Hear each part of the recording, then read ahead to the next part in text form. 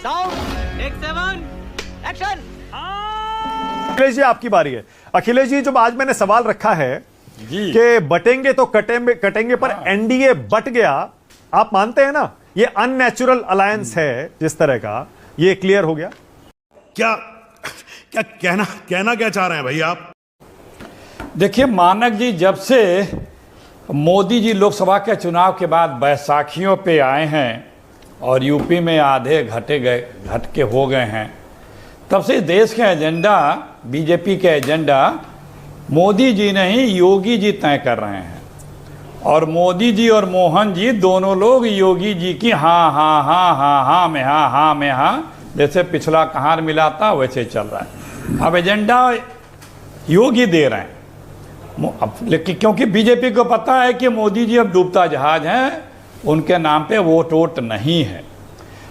रही बात एनडीए की, आप तो ये तो डिप्टी सीएम महाराष्ट्र के अब बोले हैं ना, यूपी के डिप्टी सीएम तो 10 दिन पहले बोले हैं कि ये होगी, बीजेपी का नारा नहीं है। मौर्य जी बाकायदा इंटरव्यू देके बोले हैं कि नारा नहीं है ये। और महाराष्ट्र के लोगों को पता है कि जिस प्रकार की भाषा यहाँ पे बोली जा रही है, जिसको आप लेकर के अभी काफ़ी तल्ख हो रहे थे कि अजीत पवार जी ने बोला है, ऐसे थोड़ी ना अजीत पवार बोल दिए होंगे। ये बैकफायर कर रहा है बीजेपी को। जैसे राजस्थान में भगवानों की जात बताने पे और फिर कर्नाटक में बजरंग दल को बजरंग बली से जोड़ करके मोदी जी ने बहुत कुछ बोला और मोदी जी उसका मास्टर स्ट्रोक बता रहे थे और निपट गए। उसी तरह से ये नारा निपटाएगा झारखंड से और महाराष्ट्र से बीजेपी को। ये बीजेपी के लोगों को जमीन पे जो है उनको रास आ रहा है। लेकिन अब मोदी जी को छोटा दिखाना है, आगे फ्रंट फुट पे योगी जी को रखना है, ये बीजेपी की पॉलिसी है, चल रहा है। अब देखिए, ये न कोई बटेगा न कोई कटेगा, अब सिर्फ बीजेपी घटेगा। कौन बांटने का मतलब क्या होता है? बांटने का मतलब क्या होता है भाई? आडवाणी जी को साथ लिए हो कि बांटे हो? जोशी जी को साथ लिए हो कि बांटे हो? सोरी जी को साथ लिए हो कि बांटे हो? सिन्हा जी को साथ लिए हो कि बांटे हो? उमा भारती जी को साथ लिए हो कि बांटे हो? अखिलेश जी और गिनाना शुरू करूं प्रदेशों में, देश में। अखिलेश जी अखिलेश जी सवाल सुनिए ना। तू समझा? हाँ। नहीं तू समझा नहीं। जी कहीं ऐसा तो नहीं, बोलिए अखिलेश जी, कहीं ऐसा तो नहीं कि आप इनकी एनडीए वालों की रणनीति समझ ही नहीं पा रहे हैं? बीजेपी अपने जो एजेंडा है उसी पर चल रही है और एनसीपी माइनॉरिटी का, मुस्लिम का वोट महाविकास अघाड़ी से आपसे छीनने के लिए आप ही का एजेंडा, एमवीए का एजेंडा अपना रही है। हिंदू वोट ले लेगी बीजेपी और मुस्लिम वोट ले जाएगी एनसीपी। ऐसा तो नहीं कि आप समझ नहीं पा रहे? हाँ ये कर लो पहले। मतलब आप वोटरों को इतना नादान समझ रहे हैं? मतलब आप क्या मानक भाई, हमारे देश के वोटरों को या महाराष्ट्र के वोटरों को आप इतने हल्के में ले रहे हैं कि वो क्या समझ नहीं रहे हैं बीजेपी को और वहाँ के अलायंस पार्टनरों को। ये गलतफहमी आपको होगी, महाराष्ट्र के मतदाताओं को नहीं है, किसी भी तरह से नहीं है। जिस सरकार के पास इतने दिनों तक रहने के बाद कोई अपने उपलब्धि नहीं है, लड़कियों छीन लेंगे, मंगलसूत्र छीन लेंगे, भैंस छीन लेंगे, क्या क्या कर लेंगे। अरे भाई, देश हमेशा से एक रहा है। आप डरवा रहे हैं कि मेरे साथ नहीं रहोगे तो कटोगे, और वही आप दिखाना चाहते हो, वही आप धमकाना चाहते हो। तो इस देश के 70, 75, 73% लोग आप बीजेपी के साथ नहीं हैं, ये जान लीजिए। लाख डरवाएं धमकाएंगे, अंग्रेजों से नहीं डरे। अभी आरपी सिंह जी बड़ा ज्ञान देते हैं, एक रहोगे नेक रहोगे, फलाने आए। आरपी सिंह जी, जिस कौम को आप लोग उल्टा सीधा बोलते हैं, वो समूचा हिंदुस्तान जंग आज़ादी की लड़ाई लड़ा 60 सालों तक, उसके पहले भी लड़ा। लेकिन आप जिस पार्टी के आते हैं, उनके पुरखे अंग्रेजों से यारी कर रहे थे, अभी भी लोग हैं, वो अंग्रेजों के लिए गवाहियां और दलालियां कर रहे थे। वो देश के लिए नहीं थे, वो पहले ही से बढ़ चुके हैं। 1925 से ही देश से अलग हो चुके हैं, देश के साथ नहीं दिया। अरे बाप रे, ये तो धोती खोल रहा है। तो आप अच्छा, अखिलेश जी, एक चीज और ज्ञान न बताइए, दिया करें आप क्योंकि लोग। आप इस देश पैनल को में पता है कि कौन आप इस देश के पैनल साथ में रहा सबसे है। अनुभवी हैं। हाँ ठीक है, अखिलेश जी ये बताइए ना, ये जो अजीत पवार कह रहे हैं महाराष्ट्र का वोटर सेक्युलर है, जैसा बृजमोहन श्रीवास्तव ने भी कहा, उनके प्रवक्ता हैं, महाराष्ट्र का वोटर सेक्युलर है, इसका मतलब यूपी का वोटर यूपी में चलता होगा, यूपी का वोटर सांप्रदायिक है। आप तो यूपी से आते हैं, बताइए जरा। चुप, बिल्कुल चुप। हिम्मत कैसे हुई तेरी मुंह खोलने की? देखिए, उन्होंने कहा यूपी में ऐसा होता होगा। उन्होंने एक प्रश्न मार्क लगाया, जो आपने सुनाया। तो जिस तरह की भाषा ये लोग बोल रहे हैं, ये लोग यूपी की तो छवि खराब कर रहे हैं।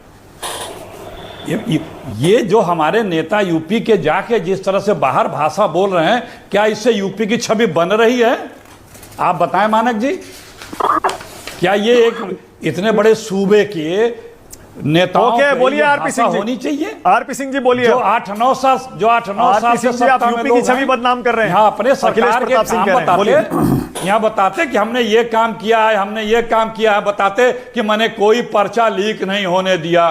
20 इम्तिहान के पर्चे जो लीक होने की बात कर रहे हैं, मैंने नहीं होने दिया।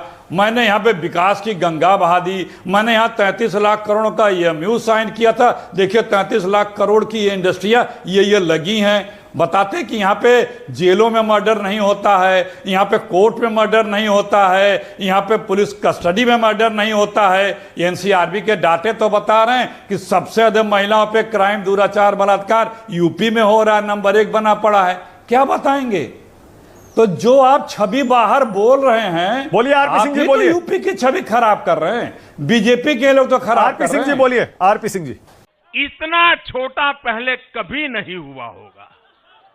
कटेंगे बटेंगे क्या, ये कैंपेन में किधर के किधर चले गए बीजेपी वाले।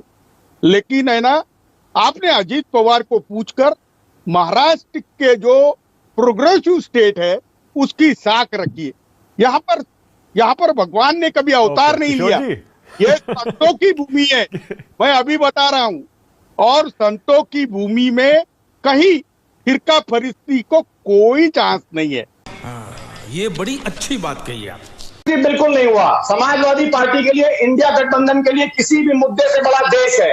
और दूसरी बात, मुझे सख्त आपत्ति है मानक जी कि रोहित अग्रवाल की भाषा देखिए कि कैसी गुंडई वाली भाषा ये आदमी बोल रहे हैं। जैसे जैसे मानक जी रुपया तेजी से गिर रहा है, वैसे ही भारतीय जनता पार्टी, प्रधानमंत्री जी, माननीय मुख्यमंत्री जी और ये रोहित अग्रवाल जैसे टटपुंजिया सड़क के नेता, इन लोगों की भी भाषा कैसे गिर रही है, ये आज के टीवी चैनल पर दिखाया गया। नहीं रोहित अखिलेश जी, जैसा मैंने अभी फराज किदवई से कहा, अननेचुरल अलायंस जो है वो तो आपका भी है अखिलेश जी, कांग्रेस का और शिवसेना का, उद्धव ठाकरे गुट का, जिस तरह बीजेपी एनसीपी का है। नहीं, कोई हम कांग्रेस का किसी के साथ कोई अननेचुरल अलायंस होता ही नहीं है। कांग्रेस पार्टी की जो विचारधारा है वो तो मूड ऑफ द नेशन है। और मेरे साथ जो लोग आते हैं या हम जिसके साथ जाते हैं, वो हम सबका एक ही लक्ष्य होता है, देश और देशवासियों का हित। देखिए मानक जी, ये बात आपको देखनी होगी, लोकसभा चुनाव के बाद बीजेपी के सारे नेता इतने बौखलाए क्यों, फांसीवादी भाषा क्यों बोल रहे हैं? क्योंकि उन्हें सत्ता सिमटती हुई आ रही है। एक अकेला सब पे भारी जो था वो अब खत्म हो गया। वो यू टर्न पे यू टर्न ले रहा है, चेहरे की रौनक गायब है, हार पे हार की संभावनाएं बढ़ती जा रही हैं। तो अब देखिए, गुस्से में बात करते हैं, अमर्यादित भाषा का प्रयोग करते हैं, ऐसी भाषा बोलते हैं कि दूसरे के लोगों को, हमारे यूपी को ऊपर कटाक्ष करने का अवसर मिलता है। ऐसा क्यों बोलते हैं? क्यों ऐसी भाषा हमारे प्रधानमंत्री बोलते हैं? क्योंकि उन्हें पता है कि उनका साथ अब कोई नहीं। आरपी सिंह जी बोलिए। जब बीजेपी ये कहती है कि बटेंगे तो कटेंगे, तो इसका मतलब ये होता है, बीजेपी का कहने का तात्पर्य ये होता है कि भैया मेरे साथ नहीं रहोगे तो हम बटा हुआ मानेंगे, जब बटा हुआ मानेंगे तो हम बहराइच जैसा। ओके, आरपी सिंह जी आपकी बारी है, बोले आरपी सिंह जी। आप कुछ भी बोलो, ये नहीं सुनने वाला। मुझे क्रेडिट नहीं चाहिए। मतलब हिंदुओं को बढ़ जाना चाहिए, इसका मतलब हिंदुओं को बढ़ जाना चाहिए, बीजेपी पूछ रही है आपसे। अरे भाई, अति पिछड़े और पिछड़े और नए पिछड़े इनकी गणना करने में हिंदू बढ़ जाएंगे। ये मूर्खों की बात योगी और मोदी ही कर सकते, तुम क्यों कर रहे हो? तुमने तो इतनी अच्छी बात की, अजीत दादा पवार को मैं बोलता कर दिया और ब्रिजमोहन श्रीवास्तव को मैंने ये बात नहीं कर की, मैंने उन ठीक है, जनगणना हो अलग ढंग जाएगी से देखें तो तो आक्रांता वो- आके काट देंगे, आप ये कहना चाह रहे हैं? हाँ हाँ,